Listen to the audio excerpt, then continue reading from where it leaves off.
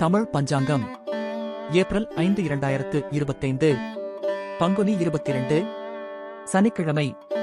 நட்சத்திரம் காலை 5:20 வரை திருவாதிரை, பின்னர் புனர்பூசம். திதி இரவு 7:26 வரை அஷ்டமி, பின்னர் நவமி. நல்ல நேரம் காலை 7:30 முதல் 8:30 வரை, மாலை 4:30 முதல் 5:30 வரை. கௌரி நல்ல நேரம் பகல் 10:45 முதல் 11:45 வரை, இரவு 9:30 முதல் 10:30 வரை. பிரம்ம முகூர்த்தம் அதிகாலை 4:29 முதல் 5:17 வரை. ராகு காலம் பகல் 9:08 முதல் 10:40 வரை. யமகண்டம் பகல் 1:42 முதல் 3:14 வரை.